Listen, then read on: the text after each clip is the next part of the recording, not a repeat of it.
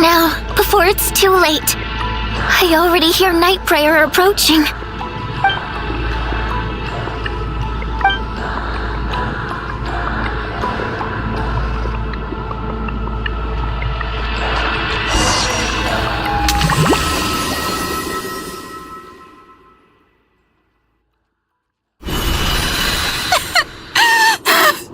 What do you need? Well, I guess there's no need to inspect the body.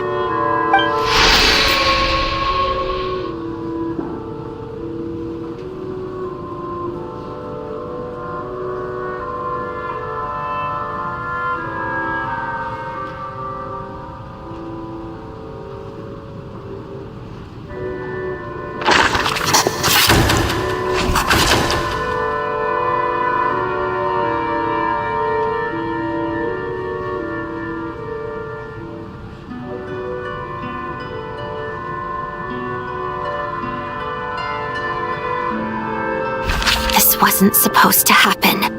You lied to us, didn't you, Chuganov? You've been lying from the start.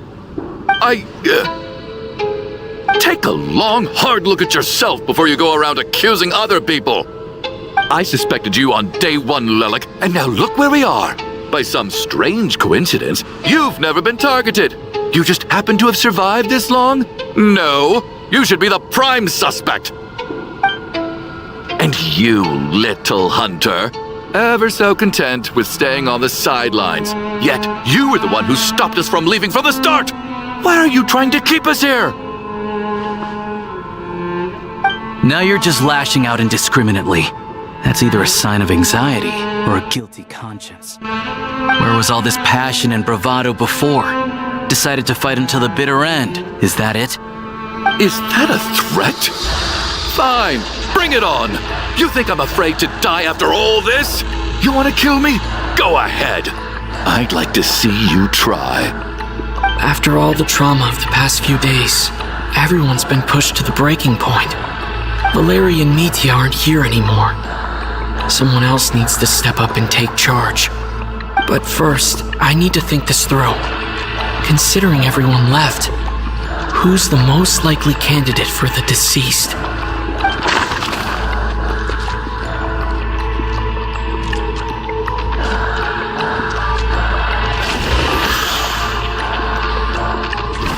He's arguably the first friend we made after arriving. My memories are perfectly coherent, even after racking my brain. Of those who remain, the only person we've never met before is Tonya. There is room to people are easily misled by first impressions. Now that I think about it, Child's sister was in fact a label I imposed on her due to my own assumptions. But Mr. Chuganov vouched for Tonya's identity yesterday. With big...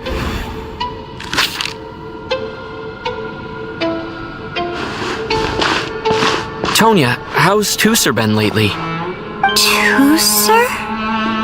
Your brother Ajax must have mentioned me in his letters home, right? Did he say anything about a blonde traveler? No. And my brother's name is Razik, not Ajax. Chuganov, looks like it's your turn to do some explaining. Yesterday, you said you could vouch for Tonya. Why did you give us a false testimony? I knew you were behind this, Chuganov. You've been lying through your teeth from the start. Everything about you is fake. Down to the wife and daughter you're always talking about. Your entire family man persona is a charade, isn't it? That night, when I infiltrated your place as Lelik, I noticed you were home alone. Didn't think much of it at the time. Just thought everyone else was out. But thinking back on it now, that doesn't seem very likely. My guess is, you live alone, don't you? Even that was a lie? But why would he lie about having a family? Curses! Oh, why is there no end to this blasted snowstorm? If it would just stop! if it would just stop. I think I remember now. I know how I ended up here. It feels like a distant memory. But at the same time, it's just like it was yesterday. The reason I'm always coughing is because I got sick with frostbite. The locals usually call it the snow cough. It's not a very common illness. It's partly genetic and partly caused by the cold climate, but it can be fatal. They sent me to the hospital as soon as they found out I had it, and I spent so long lying there in that hospital bed. After a while, I felt myself growing weaker and weaker. Nothing seemed to be working anymore. Neither the treatment that the doctors were giving me, nor the medicine my brother was brewing from frost fairy flower leaves. So one day, I told my brother that I wanted him to take me outside for once, so things could be like they used to, just for one day. I wanted to meet loads of friends, experience new things. He agreed. He snuck me out of the hospital, and we escaped. We got to the theater, bought tickets, and went inside. It was all so exciting. I remember the show very clearly. It was amazing. But I found myself getting sleepier and sleepier. Oh, Tonya. When I woke up, I couldn't find my brother anywhere, so I guessed he'd already left. But there's no way he'd leave me behind. So I decided to stay here and wait for him. At the time, I figured he'd probably gone to brew some more medicine for me. I was planning to chew him out for abandoning me when he got back. Tonya, it sounds like by then you'd already... Yeah, I know. I understand now. Dead, aren't I? This cough and the feeling weak, it's probably just my body's memory. After all of that, it turns out I can't blame my brother after all. I was the one who abandoned him. I'm sorry, everyone. I realized this much too late. It seems like death skewed my perception. And now I've dragged you all into this mess. Your name probably isn't even Tonya, is it? Didn't that ever strike you as odd over the last few days? Well, when I was little, my brother and I read a storybook, and Tonya is the name of one of the characters. When we escaped from the hospital, our family and the hospital security were looking everywhere for us. So when you first approached me and said my brother had sent you, and called me Tonya, I thought he must have chosen a fake name that only the two of us would know. Because he was afraid of getting caught. Now, it seems like that was just wishful thinking. At least your memory of death isn't painful. That is a small comfort. Now it's your turn, Chuganov. Talk to us. I believe no lie is ever told without a reason. You're right. I was lying. I happen to know that the Harbinger child and his sister Tonya managed to get tickets, so I lied to you and pretended I knew them. And yes, I was lying about my family too. The truth of the matter is, I lost them a long time ago. I just refused to accept reality. And now I've spent the second half of my life living a lie. I'm a joke. My daughter's name was Iskra. And before you ask, yes, Iskra, as in Iskra Manufacturing Plant. She also died from the snow cough. She was just 6 years old. If she were still alive today, she'd be around the same age as little Tonya here. After Iskra passed, my wife couldn't bear to face those memories either. So she chose to start a new life without me. One day when I came home from work and saw the empty room, I felt like I couldn't breathe. Subconsciously, I started to imagine that they were still there. I soon discovered that this was the only thing that made me feel any better, so I just embraced the delusion. Nothing more than a pathetic means of escapism, I know. But at least it's not a crime. So explain your false testimony then. The night before last, when I was chatting with Tonya, she mentioned that her brother would brew medicine for her from frost fairy flower leaves.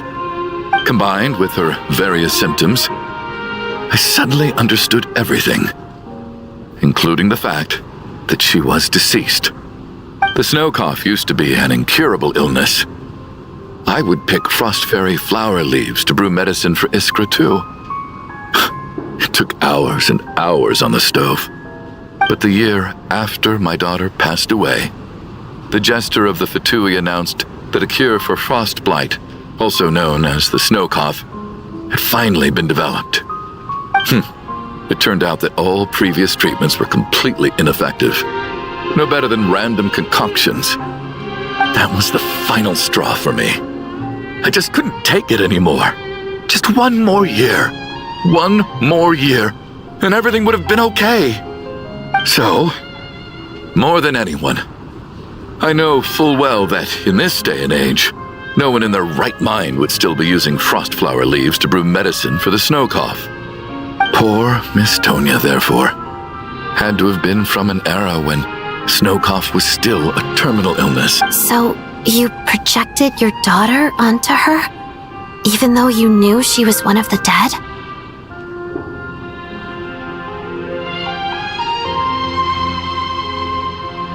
That doesn't make any sense. You knew she was already dead. What did you hope to achieve by protecting her? I just don't believe in your crackpot theories, nor do I approve of your actions. How can you just declare a living person dead and throw them out into that snowstorm? Nitia's gone. My good buddy Shram's gone. And now it's Tonya's turn, isn't it? The others I can make my peace with, but little Miss Tonya, here she is, standing right in front of us, alive and breathing, and fighting her own battles. Yet you're quite happy to say she's dead? I just want her to live. Once this snowstorm is over, the very moment it stops, I'm going to march out that door and find someone who can fetch the very best medicine for her snow cough. I'll be damned if I'm gonna let you cast her out into the snowstorm before I have the chance to cure her. Not again! Not this time! Not when the cure is right within our grasp! I'd never be able to forgive myself! Mr. Chuganov, stop. I can't let you do this. Tonya. By the sounds of it, you've known I was dead since the night before last, right? I really liked Mr. Valeri, Mr. Mitya, and Miss Vodyanitsa. And now they're all dead because of me. I'm not happy about that. The reality is, you've been trying to fight your own demons through me. But all you've really done is trap me inside your delusion along with you. No! Listen to me.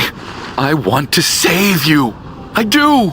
Well, at this point, I'm quite sure that I'm dead. I don't need to be saved. The time I got to spend with all of you is more than enough for me, despite all the bad things that kept happening. I got to meet so many interesting people and spend so many days and nights by your side. Since the day I escaped that hospital until now, this has been an adventure I never even dared to dream of. I'm very fond of you all. If it were only possible, I'd trade my soul to bring back the ones who died. If it meant things didn't have to end like this. And that's why I'm not fond of you at all, Mr. Chuganov. It's them that you owe an apology to, sir. Not me. Well then, I suppose this is it. It's time for my adventure to end. I've caused enough trouble. You're leaving already? It's still early. Don't you want to stay a little longer? No, thank you. Oh, and by the way, my name is Patoshka. It was nice meeting you all. Feels strange that we're only being properly introduced now that it's time to say goodbye. Tashka.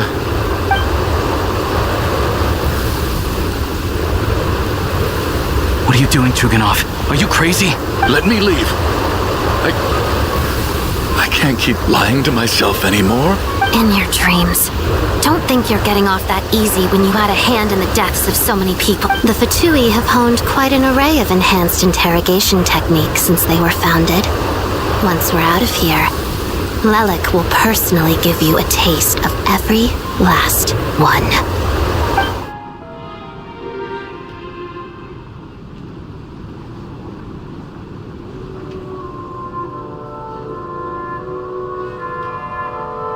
I think we should leave.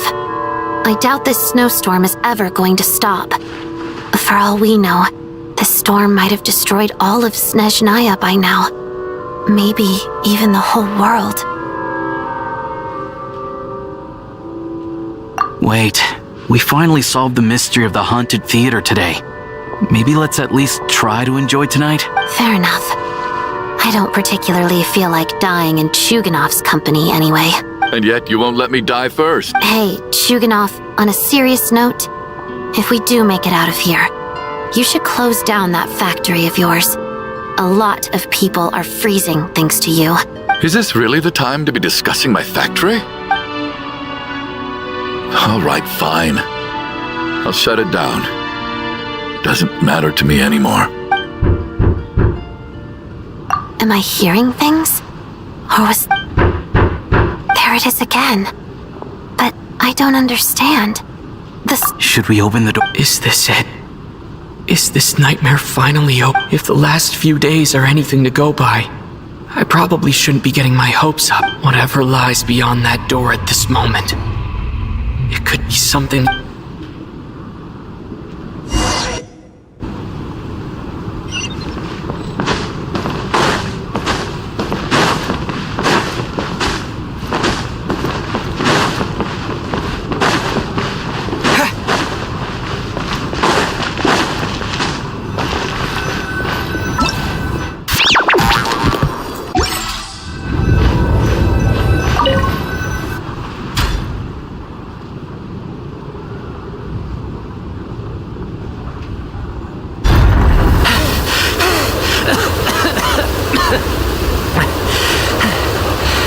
Hey everyone, I'm back.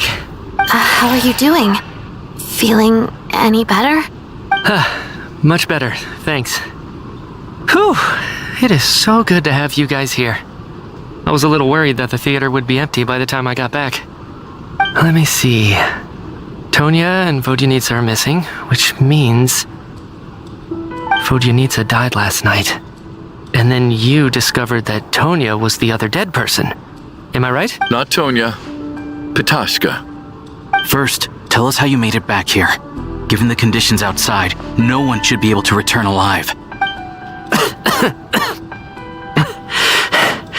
You're right. The thing that got me back safely was a song. I heard someone singing. After walking into the snowstorm, my mind grew hazy. I don't know how long I walked through the storm before my mind completely slipped away. Then, suddenly, I heard the sound of singing. The voice instantly brought me back to my senses, and I regained consciousness. So I followed the voice, searching for the source of the singing. I searched and searched, until finally, just a few moments ago, there was the entrance to the theater, right in front of me. I've actually never performed this song in the theater before, because it has more of a ceremonial purpose for our people. It means something like, May those we have lost watch over us and follow this song back home in the night, so that we might be reunited once more. That must have been Vodyanitsa's Requiem. Who knew it actually worked? That song is meant to guide the souls of the dead. Mitya, that must mean that you... No kidding.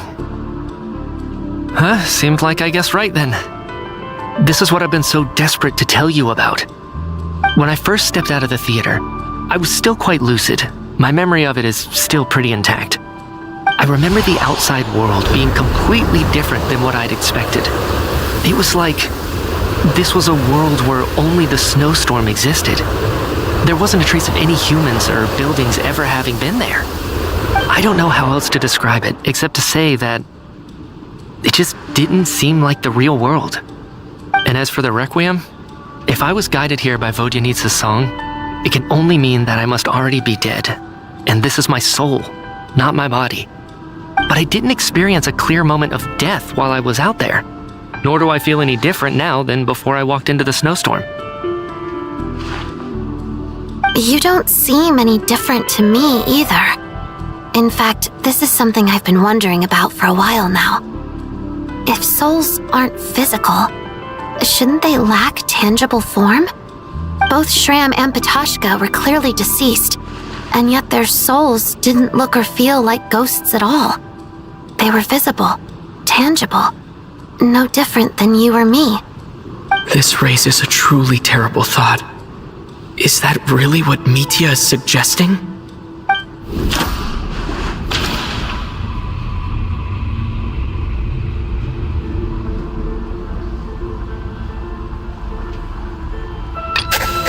Dreams can't explain everything. And this isn't the Sub-Zero's festival.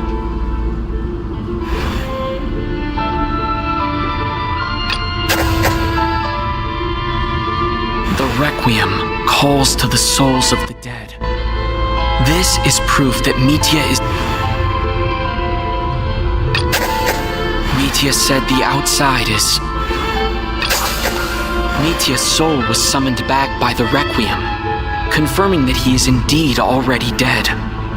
Of course, if even the long-deceased like Mr. Shram can, then maybe we've all been dead from the very start.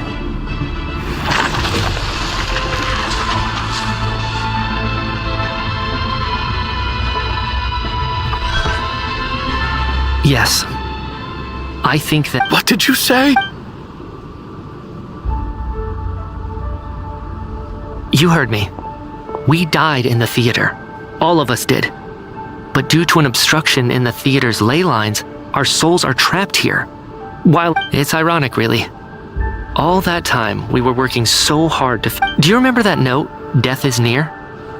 Seems like we misunderstood. Death was nearer than we wanted to think all along. The note simply meant that all of us were... So all our attempts to survive, our search for the... Hard to say.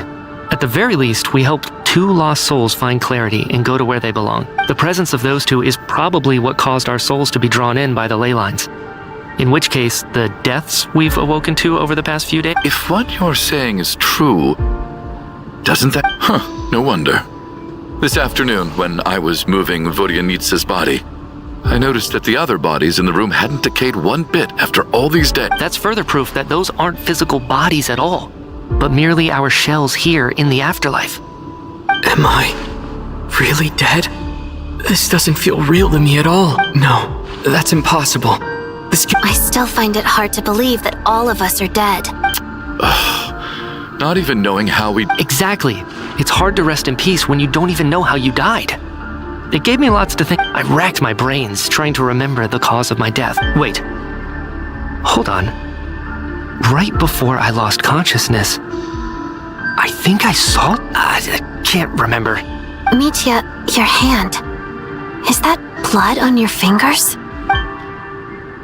Huh? You're right. There's blood on the fingertips of my right hand.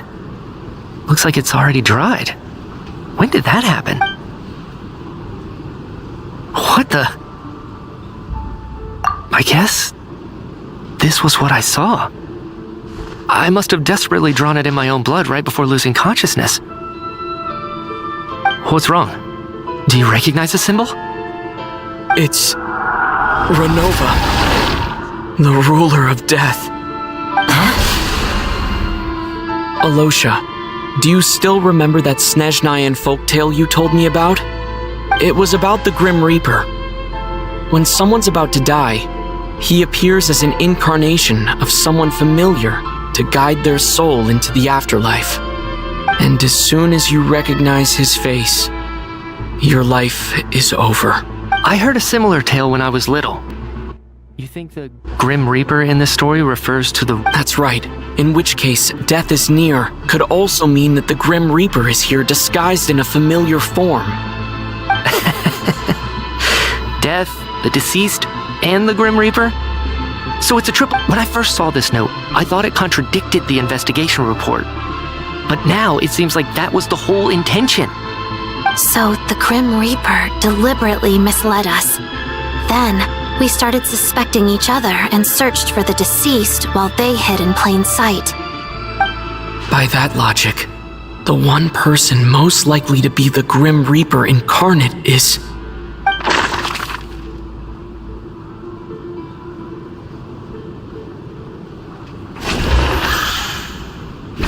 identifying the Grim...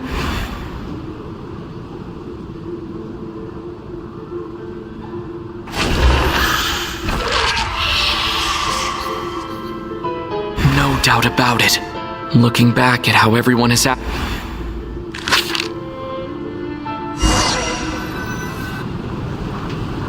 Is it you, Alosha? You were the first to discover the investigation report, and you had plenty of time to slip the note inside to mislead us. So? Surely you can't suspect me based on that alone. What if someone else found the investigation report first, slipped the note inside, and then put it back without telling anyone? There's no denying it. The note could easily have been slipped in much earlier than it was discovered. That's not all. I've also noticed that although on the surface, Valeri, Mitya, and sometimes I were the ones taking charge of the situation, looking back now, even though you didn't say much, you were always subtly guiding everyone from the sidelines. What do you mean? You were the one who emphasized how dangerous it was outside and insisted we all stay here.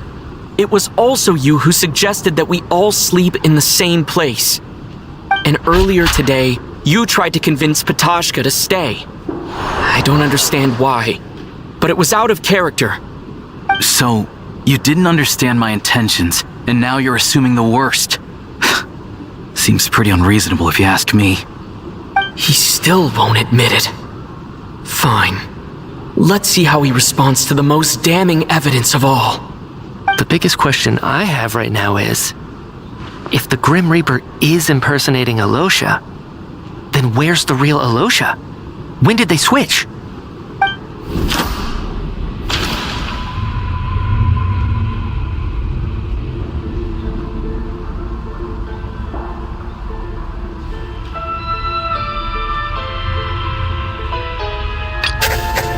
No, nothing... That's right. This was the moment. Right at the start, before any victims had even emerged, Alosha was switched with the Ruler of Death while everyone's guard was still down.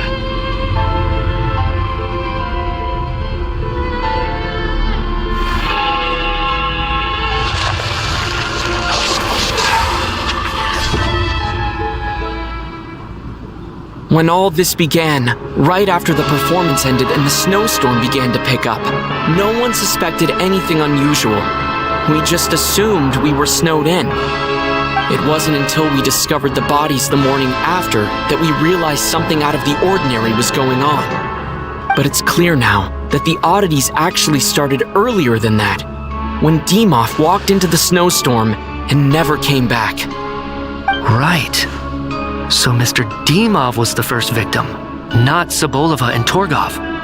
And if we pinpoint that moment as the beginning of this incident, then one thing becomes clear. Alosha, you are the only person who walked into the snowstorm and came back without the help of Vodyanitsa's Requiem. More precisely, Alosha never came back at all. The one who came back was the Grim Reaper. Not bad. Well, since you've backed me into a corner, I suppose there's no point in keeping up the act anymore.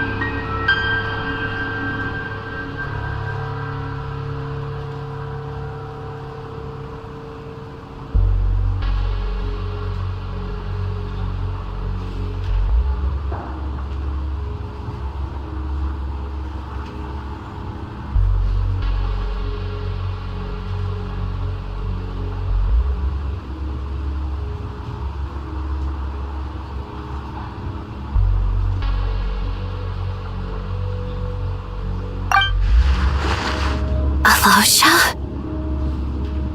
You're the Grim Reaper? I am no such tired cliché.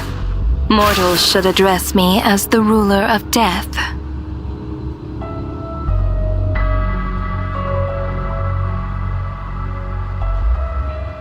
Before being wiped out for good, you identified the two deceased, and even sensed my presence. A commendable achievement, far beyond what I expected. I heard you can ferry souls. Those deaths each night. Were they your doing? Your initial conclusion was correct. Due to the existence of the two deceased, the ley lines yearned to reclaim those long-lost souls. Every night they devoured an equal number of souls to fill the void. This required no intervention from me. Though, of course, ferrying souls is indeed my authority. Here, take a look.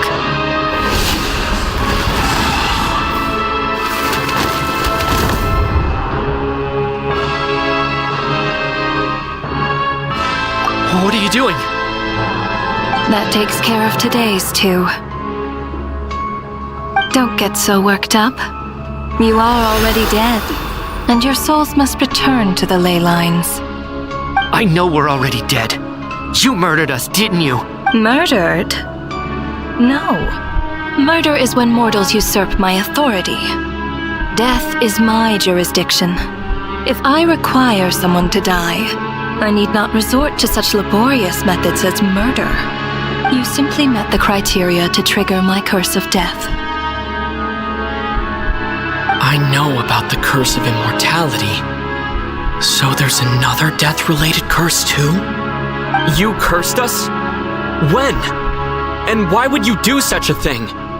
So often, humans pray to me, begging to know when their death will come and what form it will take.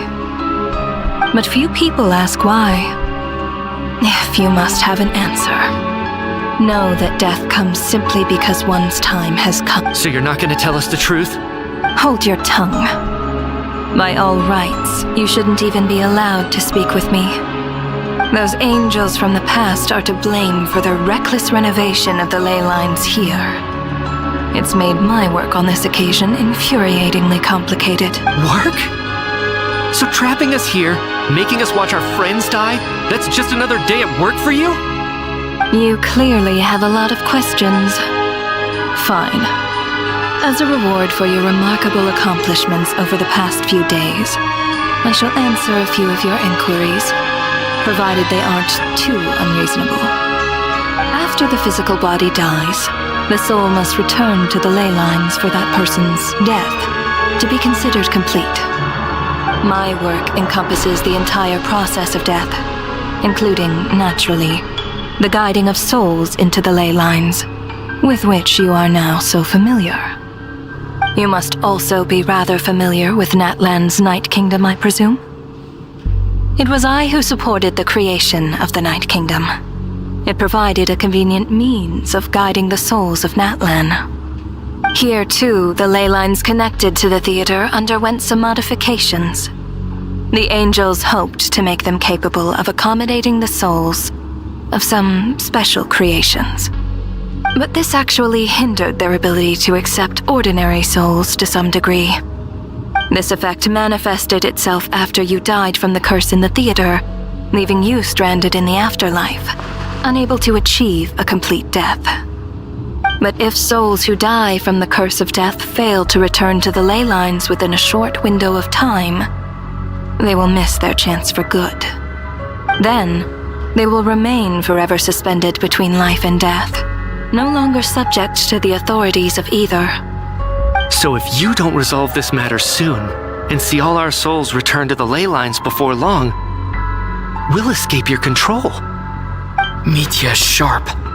This must be what Renova was worried might happen, and the reason she got involved to begin with.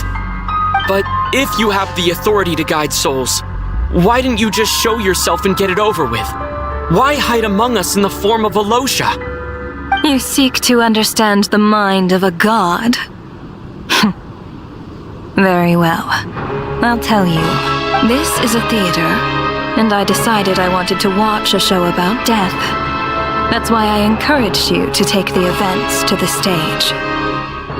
I found myself getting quite immersed. I suppose the entertainment you provided makes up for all the trouble you've caused me by being so defiant in the face of death. There. Are you happy with my answer? Can't say I am. Really? But it fits the stereotypes you humans have about God. Just moments ago, you were complaining about how infuriatingly complicated your work here has been. Work is work, I get it. There are times when it's a huge pain, but you just have to get it done. That's a rather unique perspective for a human. Due to the obstruction in the theater's ley lines, there is a hard limit on the number of souls they can receive each day. Revealing my identity too soon would inevitably have led to futile resistance. And there was a risk that any souls who chose to run would disappear. Then there was the issue of the two lost souls you called the deceased. The way you resolved that quandary was all part of my design. That's what I don't understand. If all of us were souls of the dead, what made their presence among us special? For centuries, they have refused to return to the ley lines, exploiting the issues created by the angel civilization to resist being drawn in. Centuries of obsession accumulated during this process. You may think of this obsession as the resentment of the dead, and in this quantity, it was a bomb that could have detonated at any moment. It reached the point where I could not afford to leave it unchecked.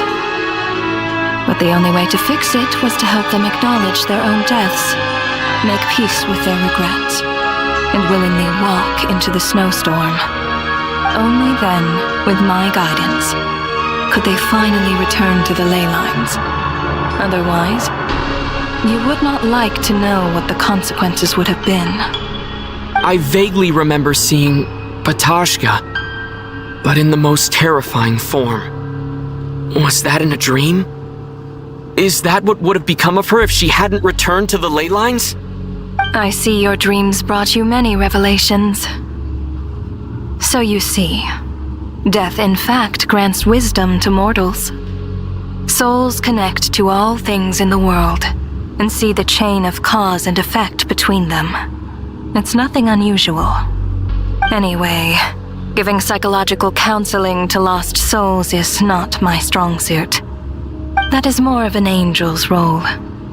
It was something I could not resolve directly using my authority, so I decided it was easier to leave the bomb defusal to you. Meanwhile, of course, their presence caused the souls of other members of your party to return to the ley lines each night. From where I stand, that was killing two birds with one stone. As both issues slowly resolved one another without me having to lift a finger, all I had to do was stay close by and keep the situation. And, of course, while I was at it, I thoroughly enjoyed watching this drama, dealing with death from a more... Sounds like you had it all figured out, Grim Reaper. I just did the math. You said there's a hard limit to the number of souls the ley lines here can receive each day. It's 2, isn't it? That much is obvious, even to a fool. It's time to review this whole affair. If the ley lines can only take in 2 people per day, I need to go over the deaths from these past few days again.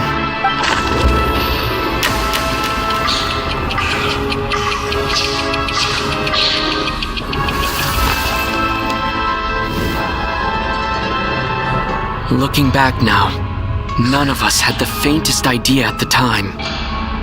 From the moment that staff member named Demoff walked into the snowstorm, the incident had already begun.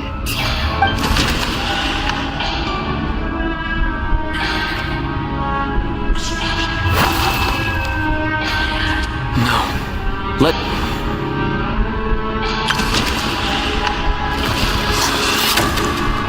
Alosha was the second to walk into the snowstorm after. During this process, the ruler of death assumed his identity.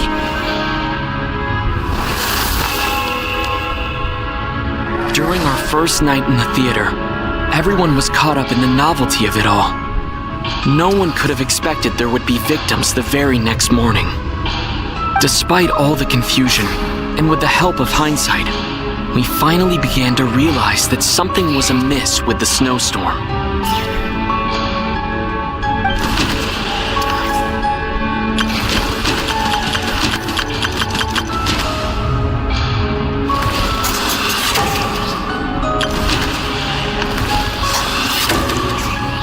The ley lines devoured Torgov and Sobolova on the first night.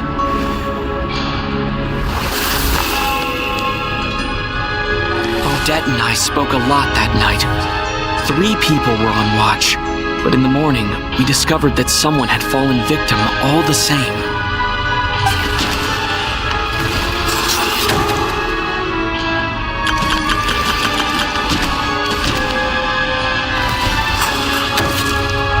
The deaths of Coolish and Rampana, unexplainable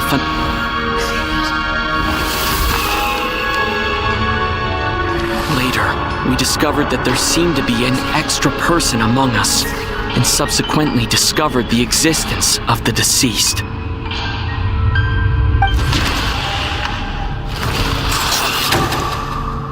Mr. Schramm.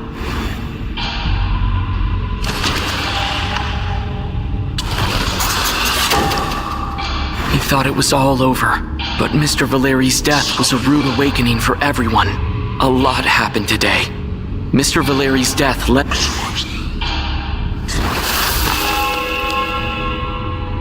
The fact that there was more than one deceased seemed to bring us back to square one. Odette revealed some information she had been keeping to herself.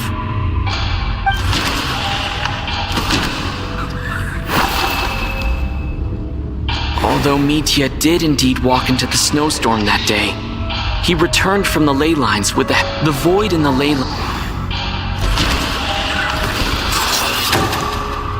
As it happened, Patashka filled the void left by Mitya's return from the ley lines by walking into the snowstorm this morning. The girl I thought was child sister Tonya turned out to be another.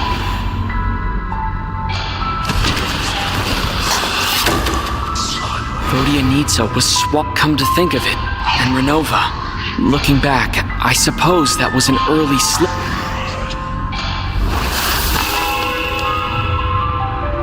No one could have expected anyone who walked into the snowstorm to return. But just after nightfall, Mitya returned, bringing crucial information with him. Various truths began to surface, including that all of us were already dead, and that the ruler of death was here among us. Then, after revealing her true form, Renova callously claimed 2 souls.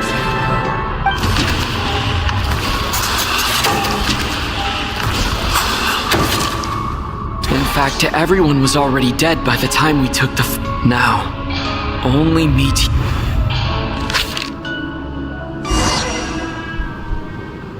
That covers everything. It's all clear now. Your work isn't finished here yet, is it? The Traveler and I are still standing here. The Water Imp's song threw things up. The ley lines have already anchored your soul, and the first ray of light tomorrow morning will take you back. I, meanwhile, need to review my attitude towards the Water Imp race. So the reunion in the night that Vodyanitsa mentioned, I suppose that was never meant to be a permanent reunion. That just leaves you, Traveler. My power only allows me to temporarily separate your soul from your body. The ley lines of Tevat would not accept you, and your soul is firmly anchored to your body by your will. For a descender like you, who is not bound by Tevat's rules, your death can only be brought through the most violent of means, such as directly destroying either your body or soul.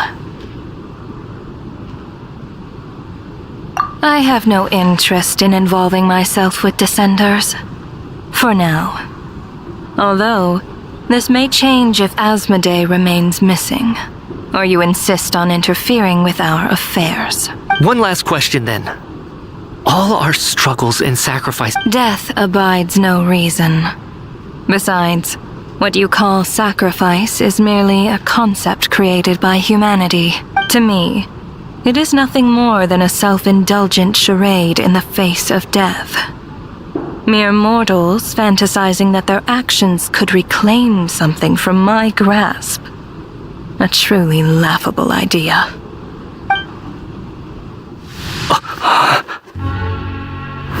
Grim Reaper, you really know how to get on my nerves. I'm not here to ingratiate myself with you. I kill merely because your deaths are necessary. Oh, you've made that quite clear. But humans don't take well to being scorned. Not even by the gods.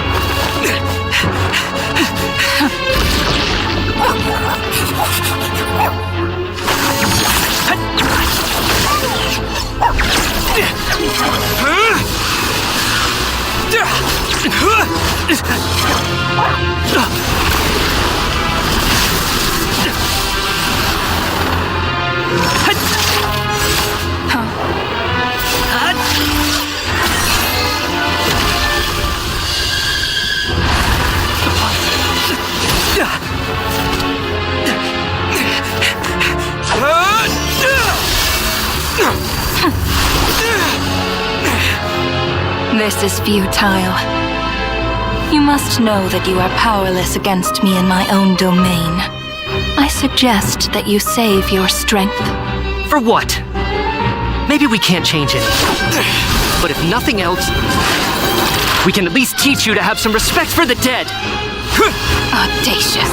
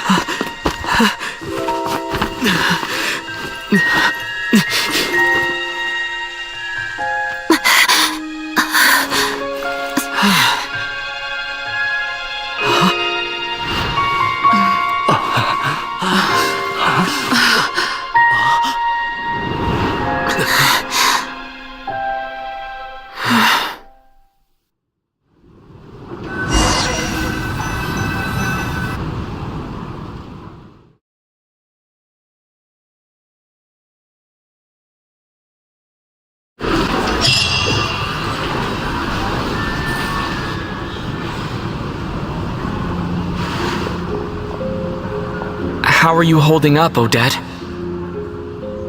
What happened to me? How much do you remember? What do you mean? Is the performance over? Has Odette already forgotten?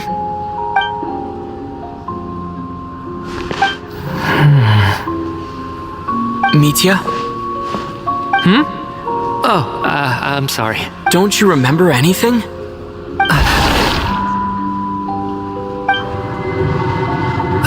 Yeah, I remember now, comrade. Looks like we guessed right. Just like me when Odette found me at the Armory Palace, for some reason, everyone killed by the ruler of death eventually came back to life. Just with one catch. They forgot what happened while they were dead. Odette and the others have already forgotten everything. Why were you able to remember this time? Could this be the reason? You said this is the ruler of death's symbol, right? I don't see anything there. You don't? Huh. Okay, I guess that makes sense. I carved this into my hand in the afterlife, so it's not visible in the physical world. Does that mean I carved this symbol into my soul? What an unsettling thought. Still, at least I get to remember what happened. I suppose it's a blessing in disguise. What about you, though? The ruler of death mentions that you're a descender? A full explanation would get complicated very quickly. But that's essentially it. Well then, now that it's all over, let's figure out what we've learned. The first thing I notice is that everything here is precisely as we left it, right before our deaths. This confirms that time passes differently in the afterlife than in the real. They say that right before death, time slows down, and your whole life flashes before your eyes. That must be how you know you have one foot in the afterlife by that point. Anyway, clearly the few days we spend in the afterlife probably only amounted to a few short minutes in the real world. This also aligns with previous reports of widespread temporary memory loss among the Armory Palace personnel. Now it seems likely that those were all brief deaths caused by the grim. To those unaware of the truth, dying and coming back to life must feel similar to a short bout of catatonia. This leaves me with a couple big questions. What are the conditions that trigger this so-called curse of death? And why are we resurrected after we die? If nothing else, I think it shows that killing us wasn't her ultimate goal. We still don't... Right. This time only got complicated because of the situation with the theater's ley lines. That's why she had to approach it differently. If the previous incidents of amnesia among the researchers are anything to go by, killing us is usually a pretty routine matter.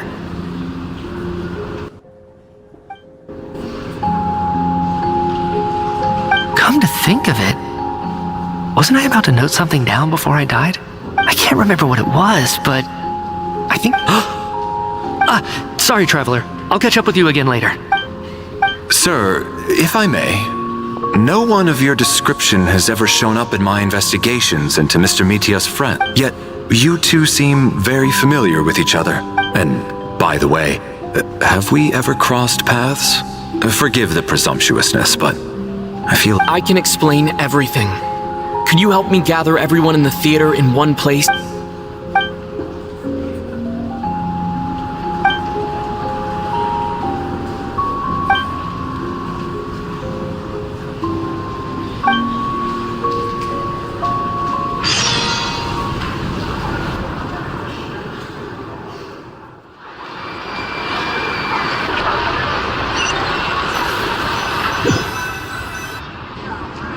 So, Chuganov really is going to shut down the factory. I guess this theater incident actually did us some good after all. So, you said I promised to take you to the Armory Palace while we were in the afterlife, yes? I believe you. I think I even have a vague memory of it.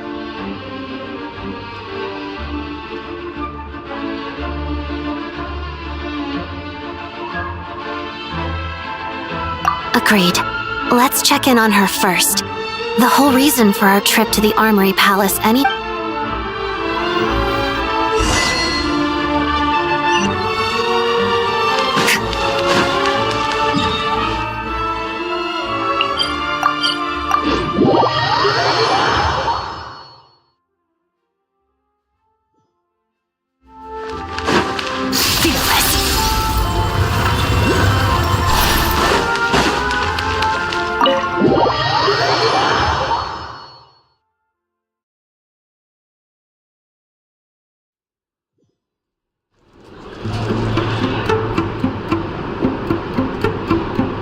finally back, even though a long time has passed from my perspective. As far as Paimon's concerned, I probably just went out to watch a very short show. I should keep my emotions in check when I see Paimon again, or it'll seem weird. Wait. The atmosphere here feels off. Shh. Stay quiet. Let's go inside and take a look. Have we still not been able to notify Child yet? We need new orders. What if that person comes back again? I'm so sorry. Tell me, what happened to Paimon? It was the Jester. He came here in person and escorted Miss Paimon away. He's the director of the Fatui. His authority supersedes all others and cannot be... How long ago did he leave? And It was about an hour. Miss Paimon was fast asleep at the time. The Jester simply walked off with her as if it was only natural. Do you know where they went? the Armory Palace, most likely. Lord Piero, the Jester, has been overseeing the experiments there lately, keeping a close... I'm surprised he came in person. Whatever his reason for taking Paimon, he'll most likely return to... Then lead the way, Odette. Okay?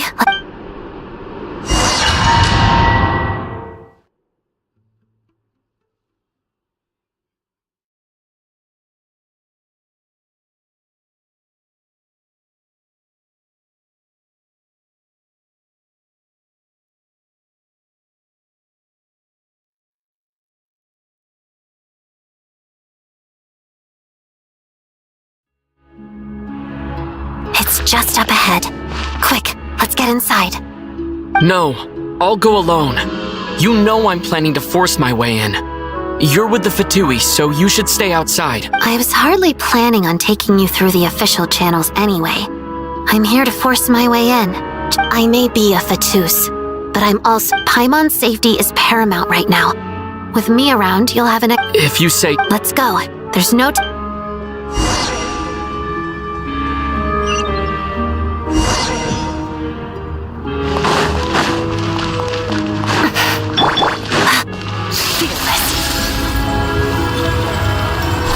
Hey, who are you?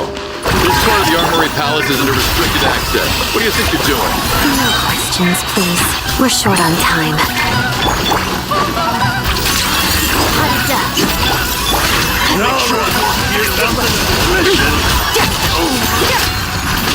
My turn.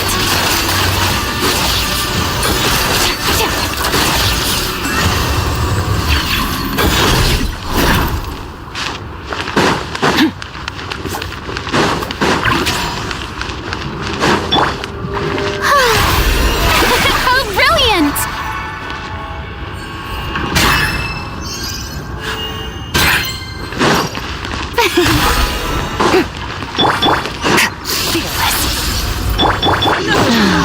Time to shine!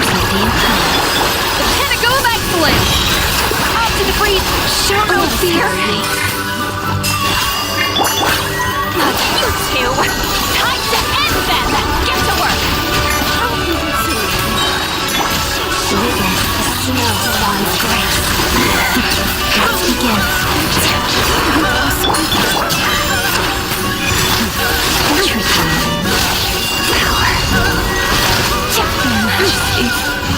I still...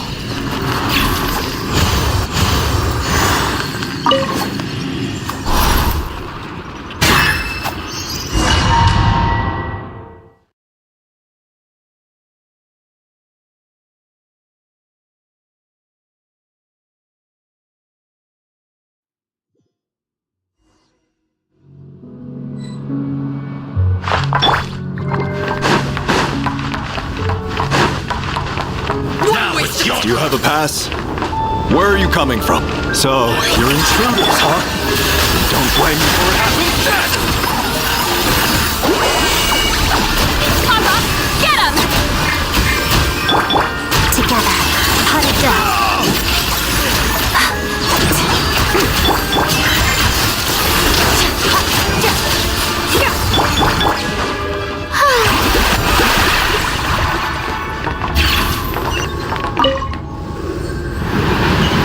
The Armory Palace palace is hidden this deep in?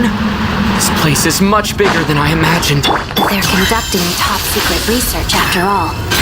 The deeper it's hidden, the better, is standard Fatui logic. The style doesn't really look like the Fatui's handiwork, though. They must have requisitioned some structures from the past civilization. Intruders! Stay alert!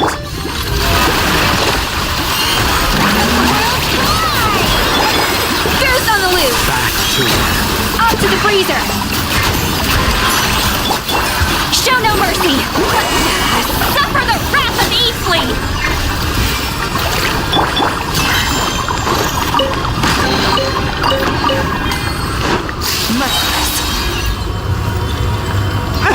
Intruders? Don't...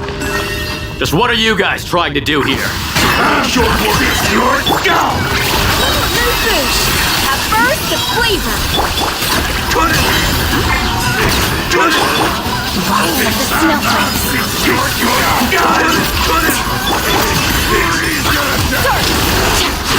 No one interferes with the jester's work!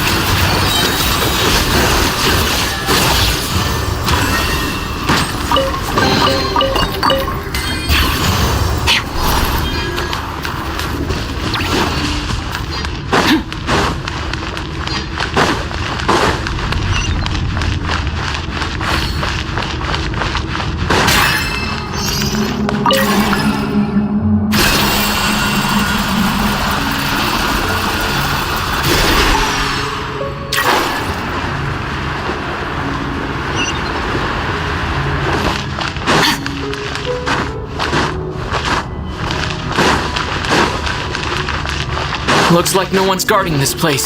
There's something off about that decoration over there. Look out! Let's deal with these before we move on.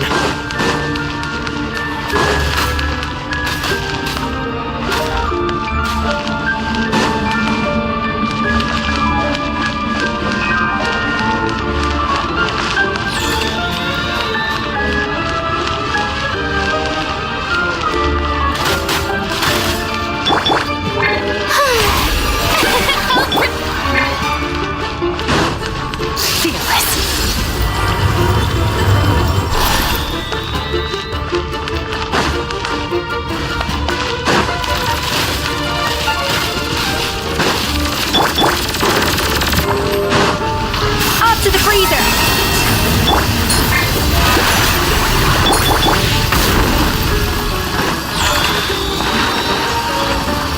Get to work!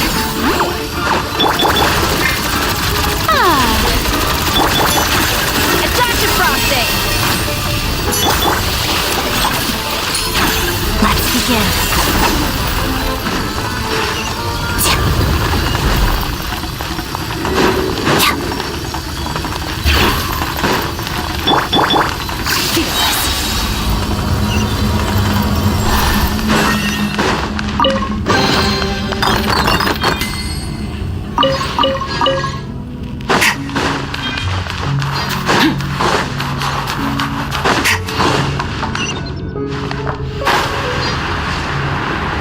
The researchers here probably don't know that we're uninvited guests.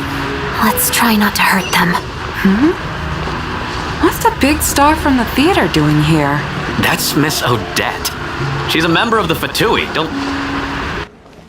Was the whole reason for Project Stuja to support the research here at the Armory Palace? Just what are the Fatui and the Tsaritsa planning?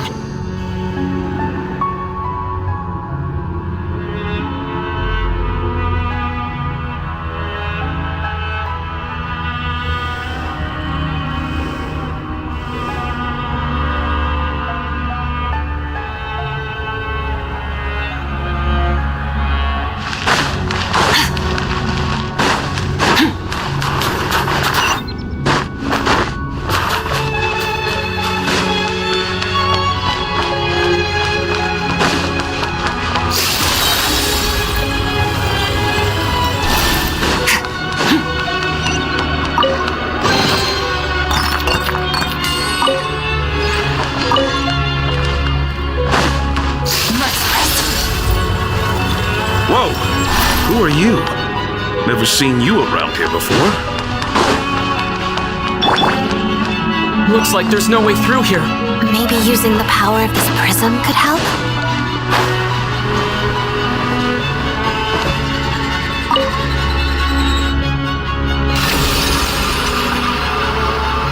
I think I see some images. It's the prism's power at play, causing images of the past to reappear, albeit only as illusions. Let's make our way through here. Paimon. And the Jester. Is this another scene from the past? Yes. It looks quite old, though. I don't think it happened in the recent past.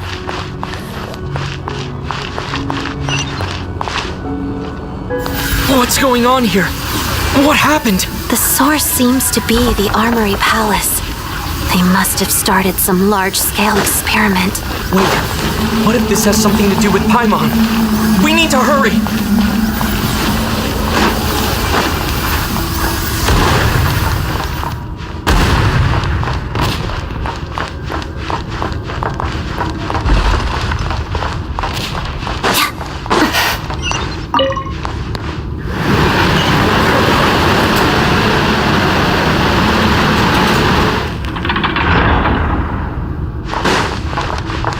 We're almost there. The Armory Palace is just up ahead. Paimon, please be okay. I'll make short work of you. Strike pose!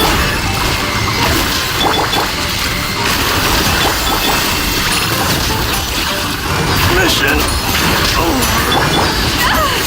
Show no mercy! Eat Lalin! Eat Papa! Get him! Mission. Yeah! Ha!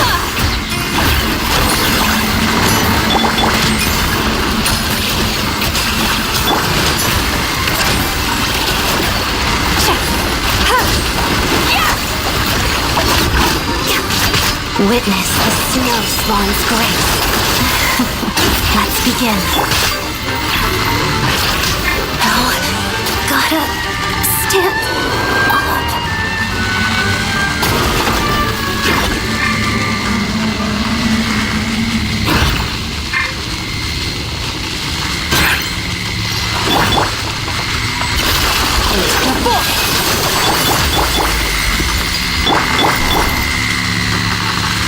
Boost on the loose!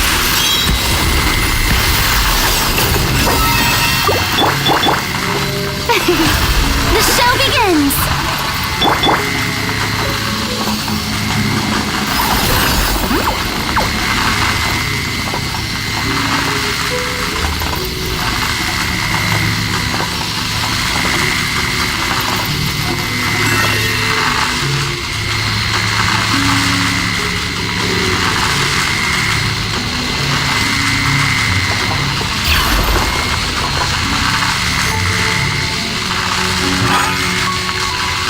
Fulfill our pact!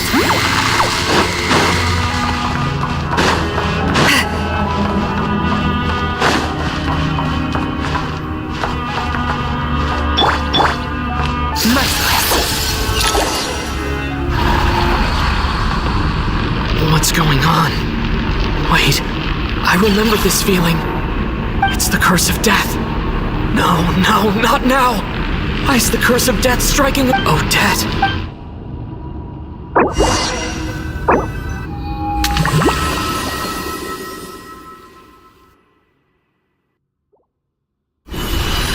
Is this the afterlife again? I need to find a way back to reality. Is that Odette's core Ignis? Could that be what just woke me up?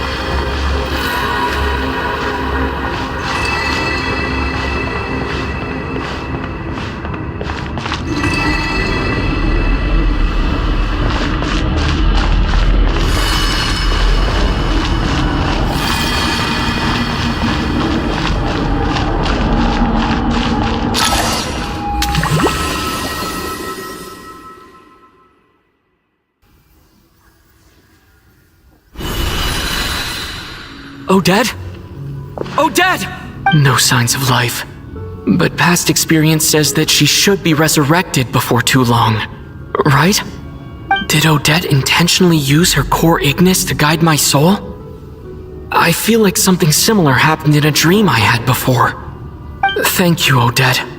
If not for you, my soul wouldn't have found its way back to my body so quickly. And I might not have woken up so soon. But I'm sorry. I don't have time to protect you. I have to use the time you bought me to get Paimon back.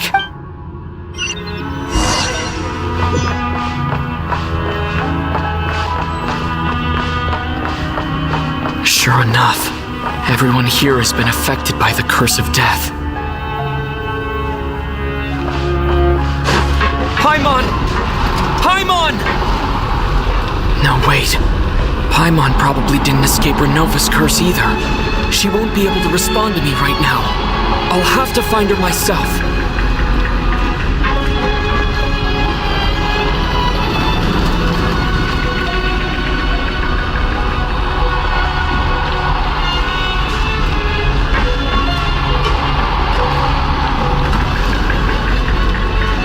Mitya! Is this the laboratory he works in? What happened here to trigger the curse of death again so soon? I'll have to ask him when he wakes up. Finding Paimon has to take priority now.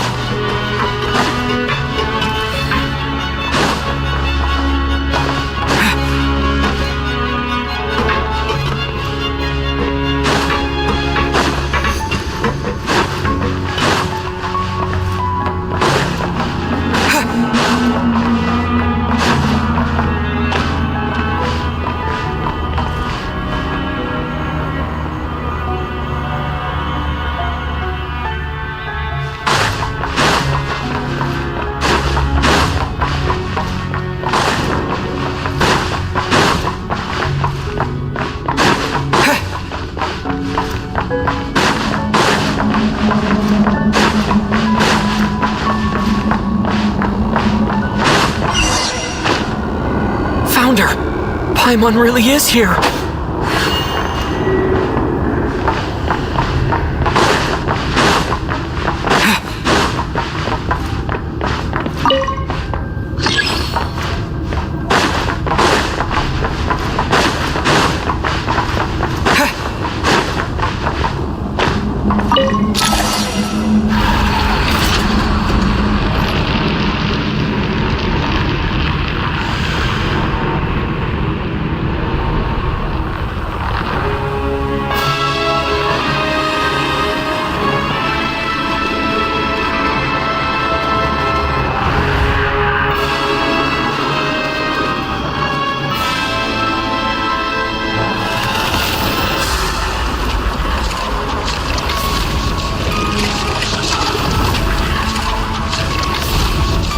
Don't learn, do you?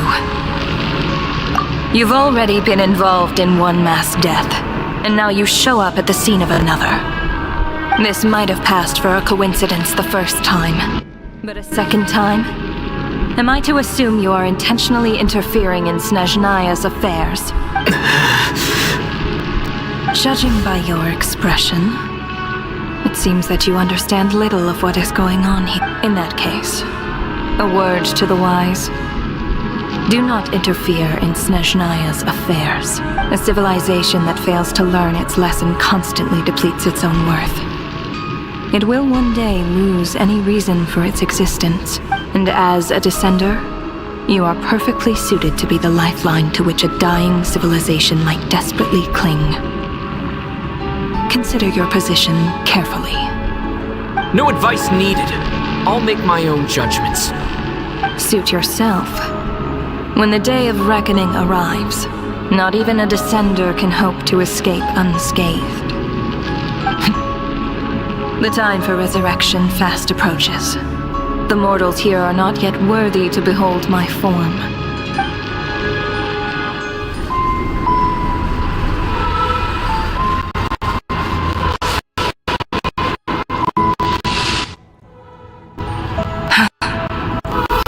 That thing is coming with me.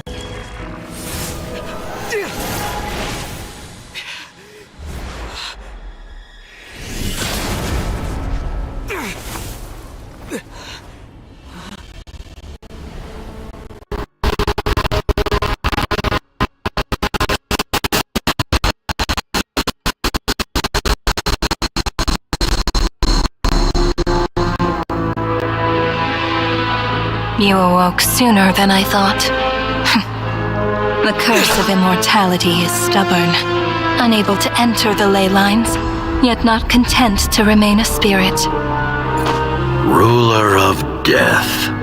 What do you want? You perplex me. Both you and you. That thing may be a creation of Celestia, but it possesses none of Celestia's power, let alone authority. Your obsession with it baffles me. No matter, the resurrection will soon begin. It's worthless anyway. I'll reclaim it next time.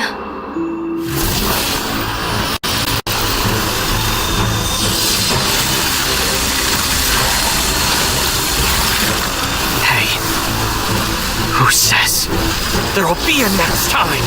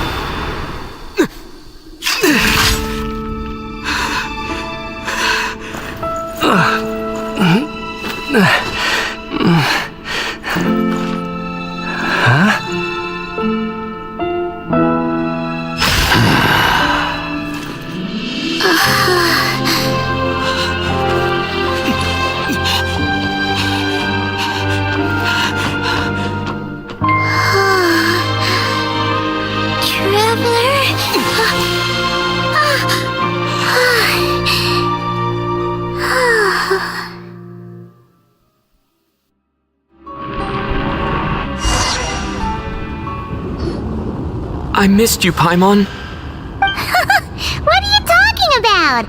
We haven't even been apart for that long, have we? It was different this time. You seem to be in pretty good shape. Yeah, Paimon's back in tip-top condition. It's the weirdest thing. Paimon fell asleep earlier, and when she woke up, she found herself here. The jester and that guy talking to him used some kind of energy on Paimon. And she could kind of feel it canceling out that other thing that was making her feel unwell. So, Mitya helped too? Apologies for leaving in such a hurry at the theater earlier. I was in a rush to verify some theories. Rest assured that your companion is perfectly safe. We reversed the effects that the experimental energy had on her. The jester specifically instructed me to do so. I suppose this is our first official meeting, Traveler. I could not let Paimon suffer in her condition for a moment longer, and so I simply took her without explanation. I hope you do not... But why would a big shot like you care about what happens to Paimon? As I said when you first arrived in Snezhnaya, we once spent some time together in the distant past. Oh yeah, you did mention that. And Paimon did think you seemed strangely familiar the first time we met. I'm afraid the reminiscing will have to wait. Mitya, let us continue with the report. What conclusions, if any, did you reach from conducting the final experiment of our energy research ahead of schedule? The good news is, my hypothesis regarding the ruler of death has been verified. As for the bad news, I recommend we suspend the experiments and Project Mistleton until further notice. Currently, we have no means with which to make a breakthrough. I say this purely as a scientist, guided by reason alone. I will trust your judgment. We shall put the project on hold until the ruler of death has been eliminated. Wait, what are you guys talking about? You want to get rid of Renova? Like, how? By killing her? By whatever means necessary, so long as it removes the threat she poses to us. Until then, everything we do will be in vain. After what just happened, I've ascertained Renova's goal, or rather, the trigger condition for the Curse of Death. Okay, let's hear it. What she's doing is blocking Snezhnaya's technological progress, preventing us from possessing any means with which to threaten the heavenly principles. Just like the little lapdog she is. So, any ideas, research, or experiments that lead to technological progress can trigger the curse.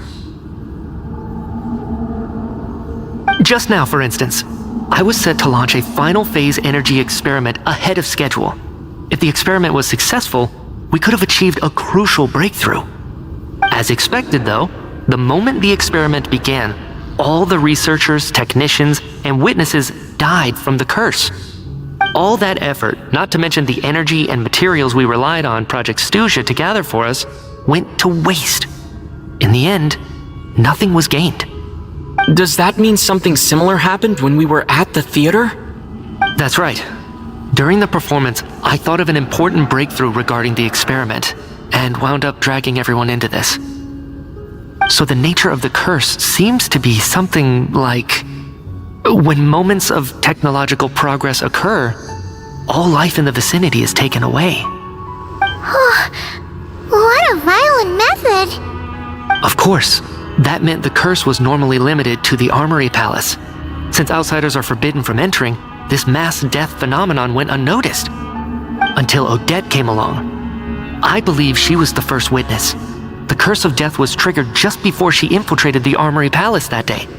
But you mentioned something about a final stage experiment. Doesn't that mean you've actually made some progress? That's right. Even with the gods locking certain key components out of reach, humanity can still advance technology in incremental steps accumulated over time.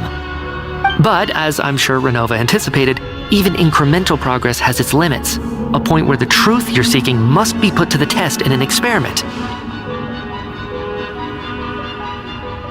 You mean the experiment you were just about to do? Yes, we were at a critical juncture, a moment where the quantitative was about to translate into fundamental qualitative change. With this single experiment, we could have brought everything we've worked for to fruition. But now, after already being forced to fumble around in the dark all this time, it feels like we've truly hit an impenetrable wall. As long as Renova's Curse of Death persists, we won't be able to advance the experiment or obtain any results. And with Project Stuja having been in effect all this time, at our nation's current strength, repeated trial and error is simply unsustainable. Only by eliminating Renova first will it be possible to continue advancing our plans.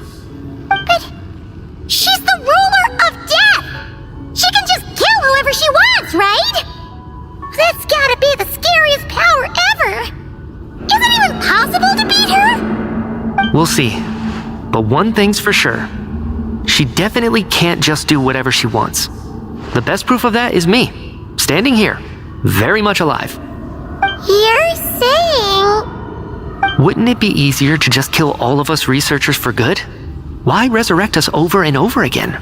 Why let us advance our technology to this point? So, you're saying even the ruler of death has limitations we don't know about? Exactly. And I think that's where the key to our breakthrough lies.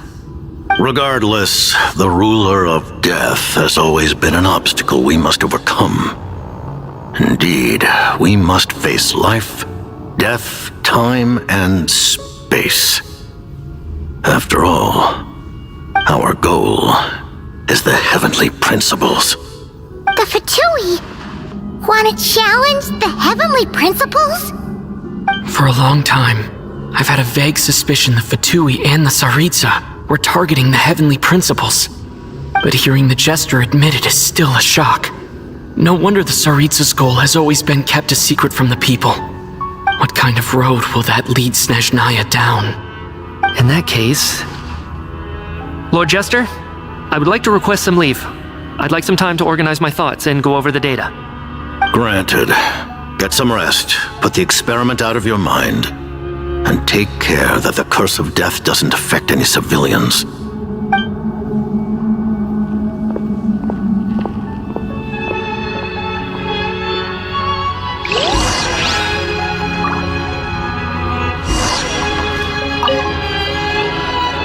While there is yet time, allow me to offer you my hospitality, honored guest of Snezhnaya. Is there anything you wish to know?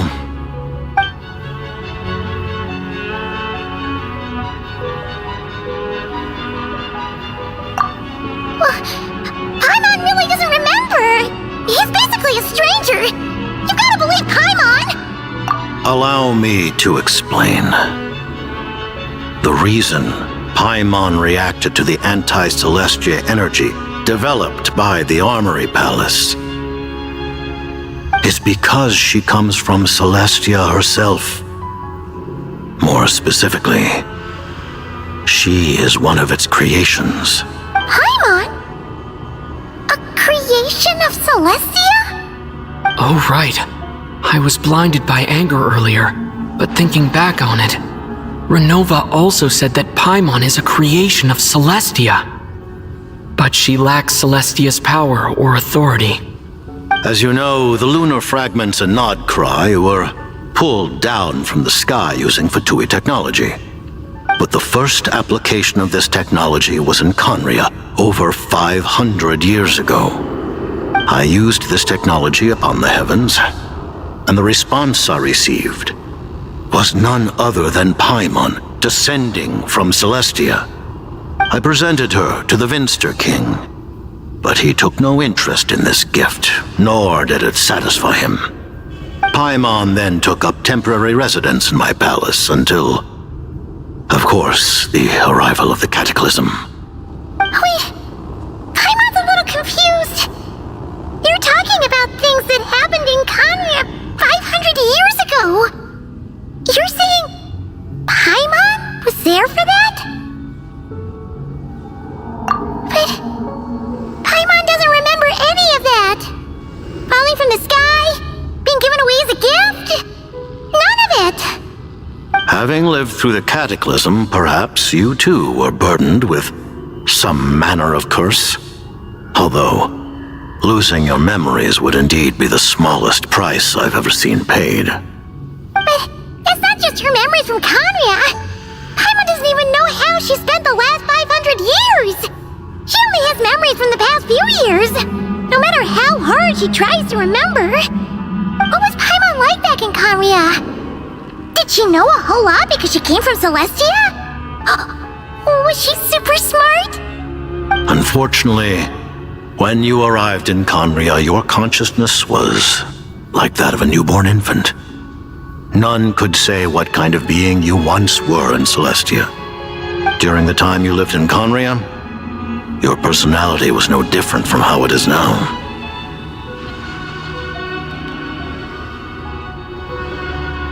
Aw, man! Paimon's plan to get her memories back and become super smart is ruined before it could even start. You know, even though Paimon lost her memories, she still feels weirdly close to you for some reason. That must mean you took pretty good care of Paimon back then, huh? On the contrary, I completely ignored your existence. I was entirely focused on my struggle against Troptatir the Wise. But now, as I see it, it is as if you are the only sane thing that survived that era of insanity, and thus are worthy of protection. Noted. Man, Paimon's gotta stop projecting friendship on everyone she meets. But, Traveler? Even though you know Paimon's some creation of Celestia now, you still want her, right? You're not going to abandon her?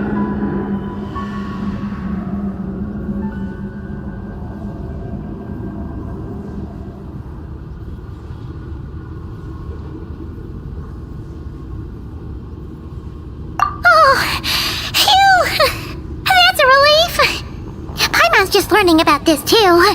She's barely even processed it.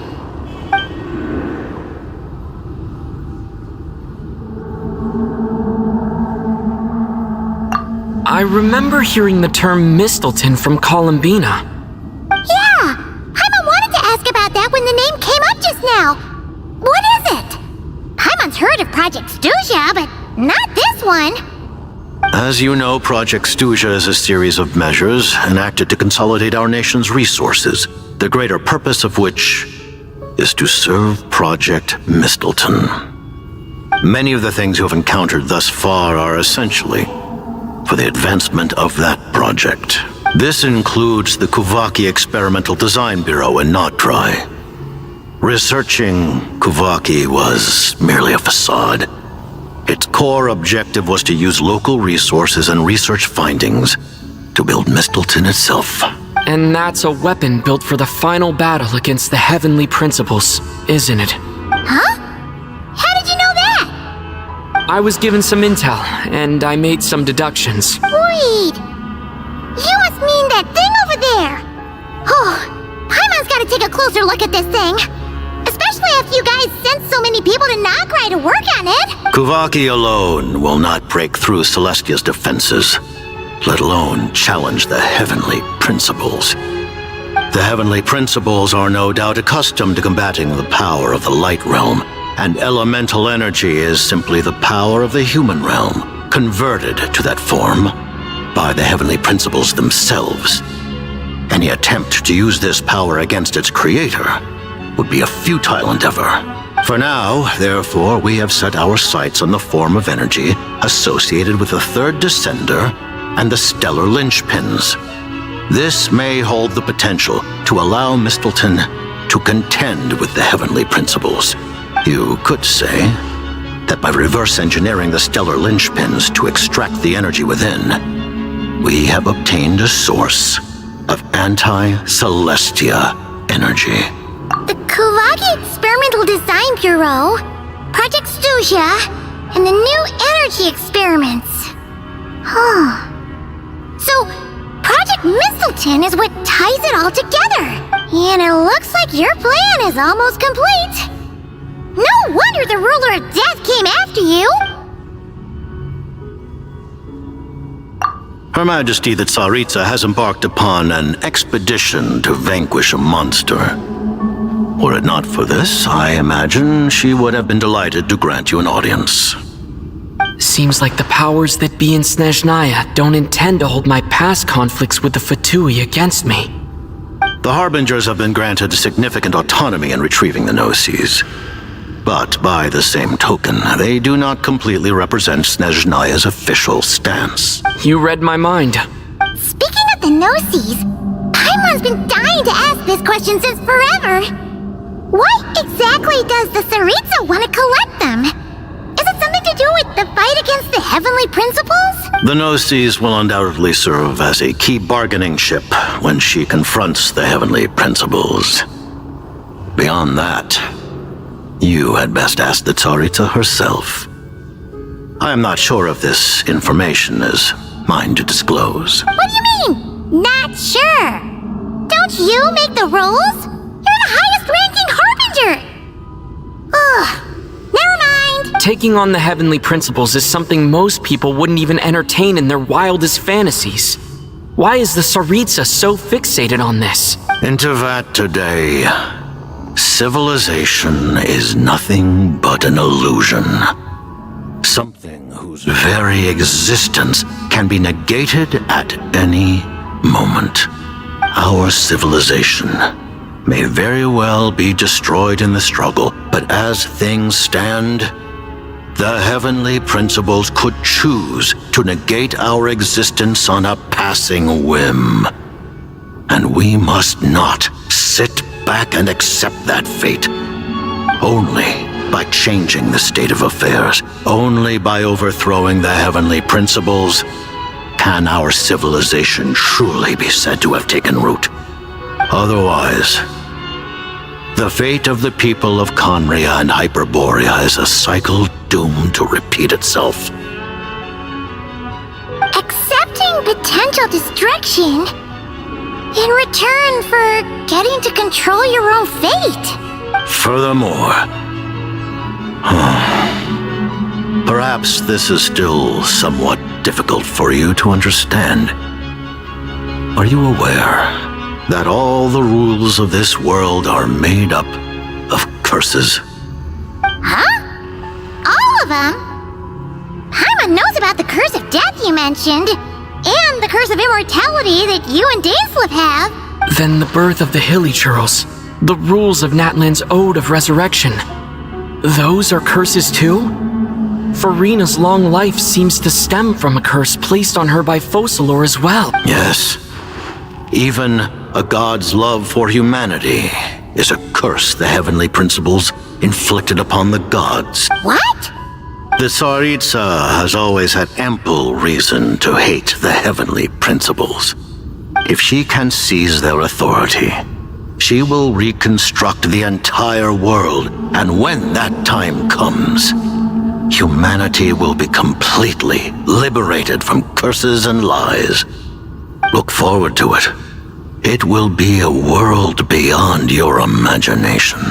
Though the ordinary people of Snezhnaya may not understand these details, in this frigid land locked in a ceaseless struggle against the environment, in this nation to which the gods have never shown favor, we all believe that standing in solidarity with the Tsaritsa in our shared struggle will surely usher in a new and better world.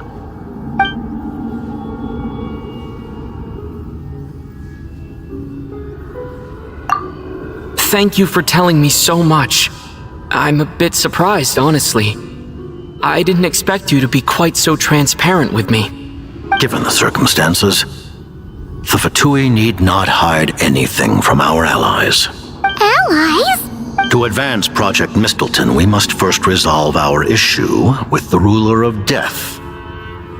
And if I presume correctly, you have no intention of letting her actions go unpunished either, do you? That's right. Ever since she said she intends to reclaim Paimon when we next meet, I figured reconciliation was out of the question. Against an opponent of this caliber, deliberating over our allegiances would waste time we do not have. We must join forces unreservedly with whomever we can, if we are to stand anything like a fighting chance. You're going to challenge the ruler of death? Just for Paimon? But Paimon's only... Thank you! Oh, thank you! Oh, gee! Now Paimon doesn't even know what to say! Anyway, Paimon's super touched! The Tsaritsa will return in triumph in short order, and the Fatui shall hold internal discussions regarding the enemy. The time for us to meet again will come very soon. Got it. Thanks for your help with Paimon. I'll be sure to look after her for you. There was just one other thing. Well, just a request, really. Paimon really wants to see what this... Of course, Paimon knows it's top secret and stuff, but she just had to... Certainly you may. Oh, for real? Actually, maybe it's best not to. What if her Nova suddenly pops up again? She might take this chance to... While the technology is not yet fully developed, it has nevertheless reached the stage where Celestia's creations are unable to damage it. In that regard, you may rest assured. Oh. Wow. No wonder Paimon felt so out of sorts recently, even though it was super far away. Alright then! Paimon's ready to take a sneaky peek at this top secret super weapon!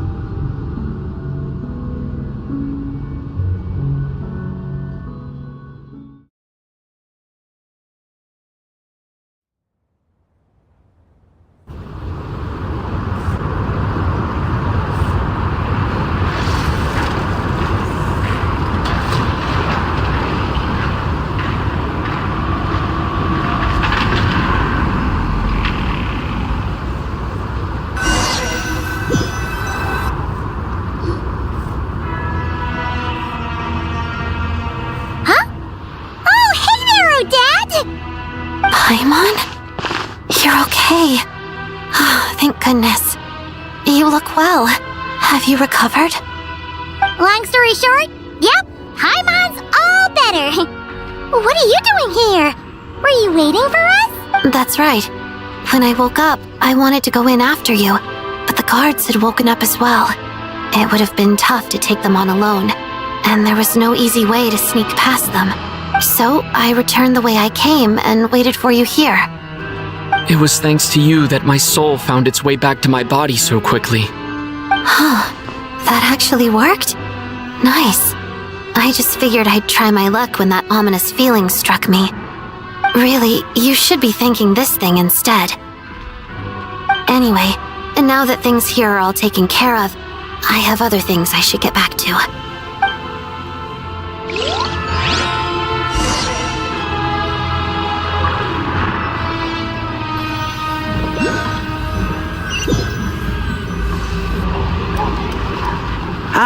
Director Chuganov, you're back. We just received notice that Project Stuja has been suspended, so we've convened an emergency meeting. This is the preliminary plan. In addition to expanding production capacity, we've also discussed feasible layoff plans to optimize revenue and expenditure structure. Our calculations indicate that the factory's profits will increase by at least 30%. Just give the word, Director. That won't be necessary. Leave the energy for those who need it. Whether they use it just to get by or to run a business, that's up to them.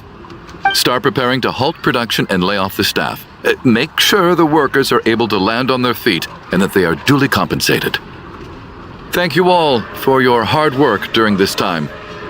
Am I hearing you right? Why? After all the tough times we made it through, now is exactly when we should start to turn a profit. I just suddenly don't want to do this anymore. Huh. Does there have to be a reason? Iskra. Dear esteemed members of the Rokat, given the effects of Lelik's radical actions upon our organization's reputation and social stability, a decision has been made to permanently withdraw this codename from use. Considering that Lelik did what they did for the benefit of the people, the Rokat has nevertheless negotiated with the authorities, ultimately securing a waiver for all penalties due to them. Lelik will be suspended for a period of time. Depending on their future performance, they may be allowed to adopt a new codename and continue acting as part of the Rokat. The purpose of this notice is to remind everyone once again that motives and methods are equally important when one operates in the shadows. Even with Project Stuja's suspension and our interim operational victory, we must guard against complacency and rashness and work to consolidate the progress we have made so far. We act only for the greater glory and solidarity of our nation. May the aurora shine ever on, and the tundra always stand firm. We act only for the greater glory and solidarity of our nation. May the aurora shine ever on, and the tundra always stand firm. Looks like it's finally over. You mean for us? Just thinking out loud. I've never seen the Snezhnegrad Vecha so lively before.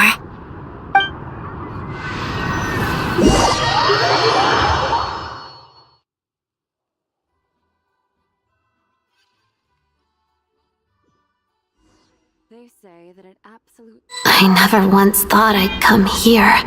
But I understand everything now, Rosaline.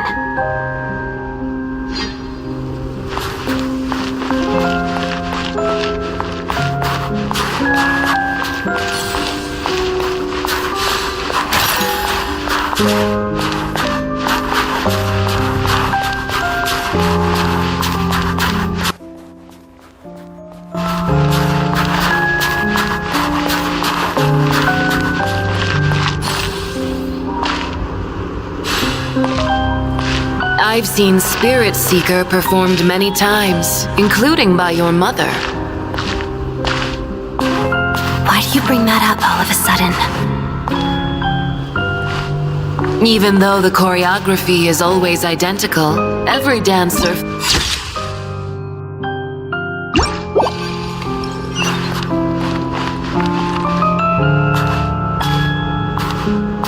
So you actually want to talk to me about ballet?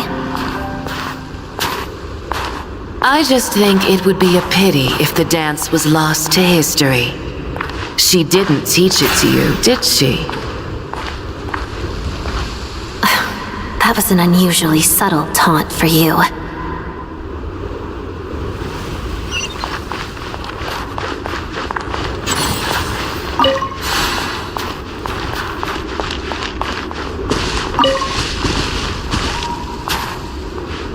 We embraced one another on the snow-swept plains, melting the ruthlessness of time.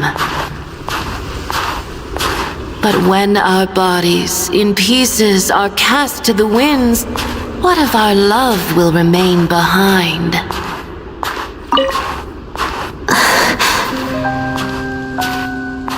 Don't tell me you can't sing. Shush.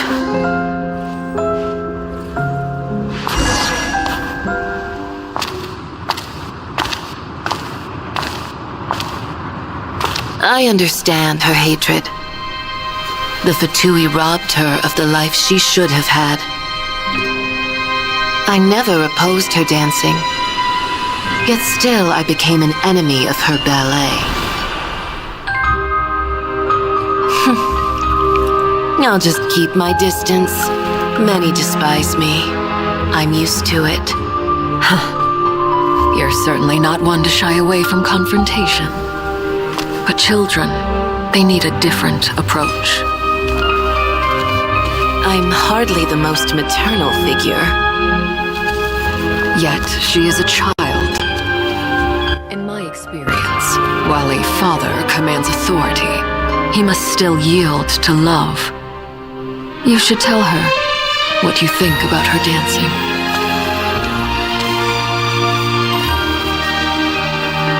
Odette will soon take the stage at the Korolyevsky Theater. This could be your chance. Geonosis secured. It went smoothly. I'll be there. Have them send me an invitation.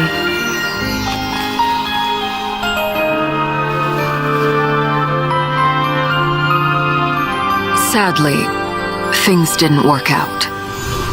Her final words are inside that block of ice. This? Aren't these for monitoring her subordinates? Not yours. This one isn't her witch's flame, but my two worlds' flames. The two worlds' flames can burn away memories. It was my parting gift to Rosaline.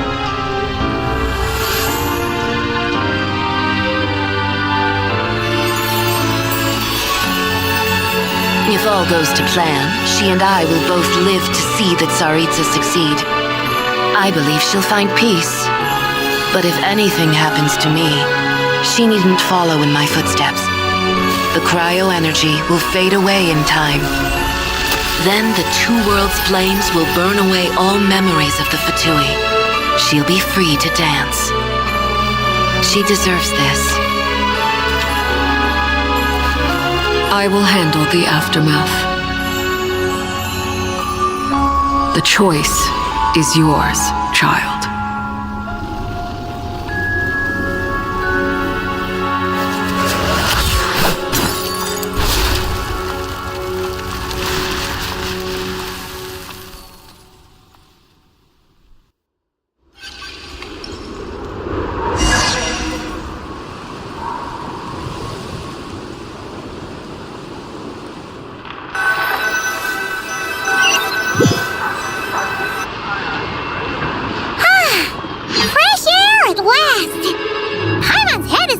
Anymore, and the fever's all gone.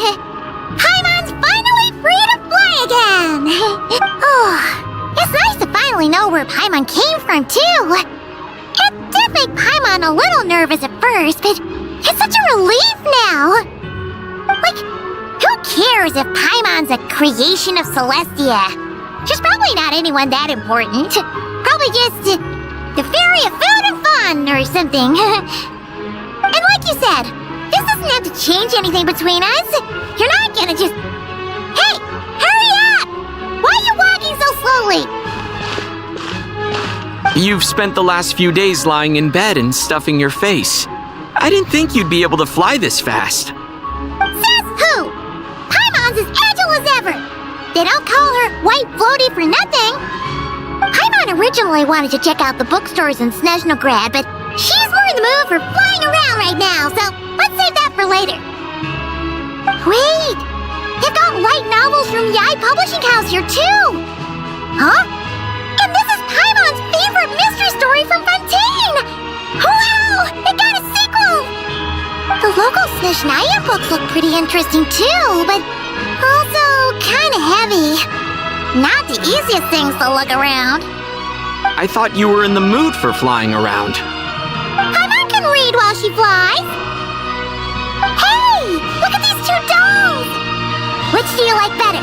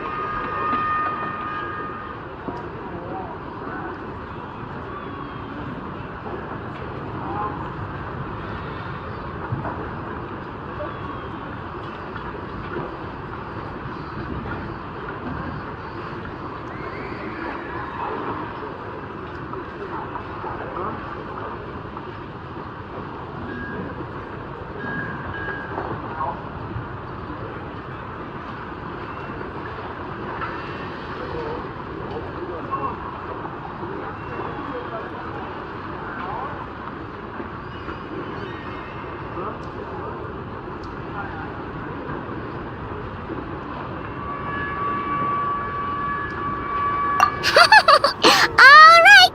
Boss, we'll take both. Paimon will have the other one. Oh, I thought we were only getting one. Alright, fine. I'll pay. There you are. Thanks for visiting. Paimon will grab this and then... Huh? Huh? Huh?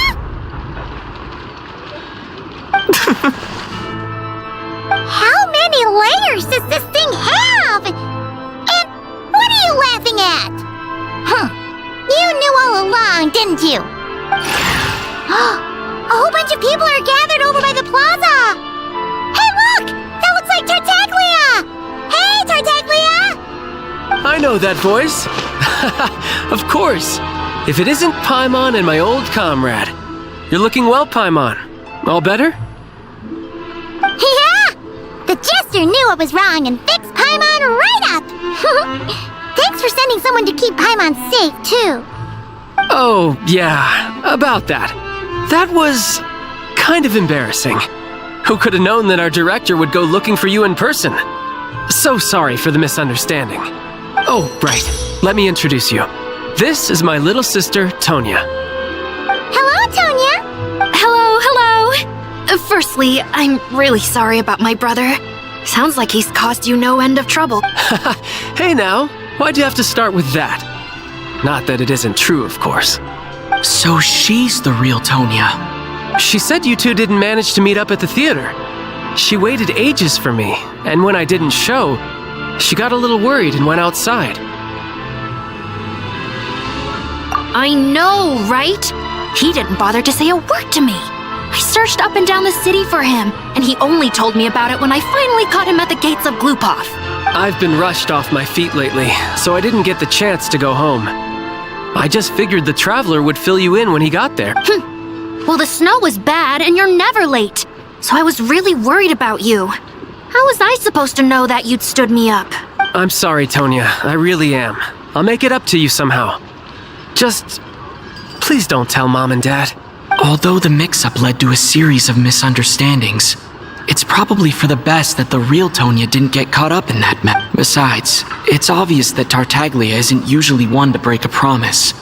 He only gave his ticket to me because he had to look into Lelik.